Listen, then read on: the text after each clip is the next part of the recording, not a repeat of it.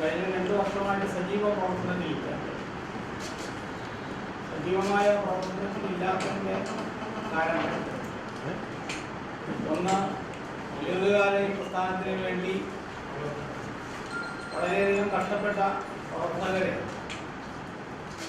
മനുഷ്യത്വപരമായൊരു സമീപനം അല്ലെങ്കിൽ അങ്ങനെ ഒരു സമീപനം കാണാത്തതുകൊണ്ട് കഴിഞ്ഞ കുറച്ച് കാലങ്ങളായിട്ട് എന്നെയും എന്നെപ്പോലെയുള്ള നിരവധി ആൾക്കാർ അസ്വസ്ഥരാണ്. എന്തെങ്കിലും ഒരു സ്ഥാനമാനത്തിന് വേണ്ടിയിട്ടല്ല ഈ പ്രവർത്തനം അവസാനിപ്പിക്കുന്നത്. നമുക്കറിയാം, ഇന്നത്തെ സാഹചര്യത്തിൽ എല്ലാവരെയും ഉൾക്കൊള്ളുന്ന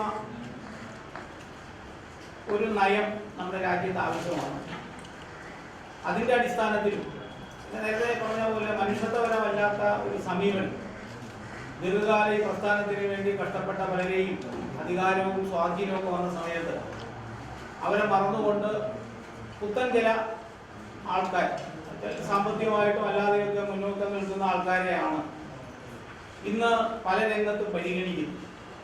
അതൊക്കെ അതിൻ്റെയൊക്കെ അടിസ്ഥാനത്തിൽ തന്നെ ദീർഘകാലമായിട്ട് പ്രവർത്തിച്ച പലരും നിശബ്ദരാണ്, നിരാശരാണ്, അല്ലെങ്കിൽ അതിൻ്റെ തെറ്റായ കാഴ്ചപ്പാടുകളെ ചൂണ്ടിക്കാണിക്കുന്ന സമയത്ത്, തുറന്ന അഭിപ്രായം പറയുന്ന സമയത്ത് അവരെല്ലാം ഒരു ശത്രുപക്ഷത്ത് കാണുന്ന ഒരവസ്ഥ.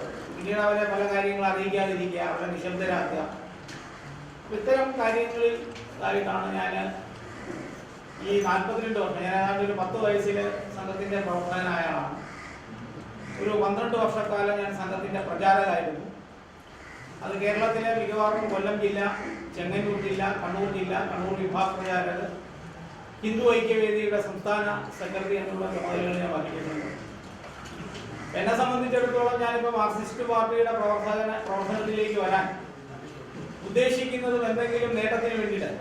അല്ലെങ്കിൽ താൽക്കാലികമായൊരു നേട്ടം ഉണ്ടാക്കുക, ഇല്ലെങ്കിൽ ഭരണത്തിൻ്റെ സ്വാധീനം, ഇന്നത്തെ ഒരു ഭരണ സംവിധാനത്തിൽ നിന്ന് എന്തെങ്കിലും ലഭിക്കും, അങ്ങനെയൊന്നുള്ള ഒരു ആഗ്രഹവും ഞാൻ ഇതിൻ്റെ പ്രവർത്തകരുടെ മുന്നിൽ വെച്ചിട്ടുണ്ട്.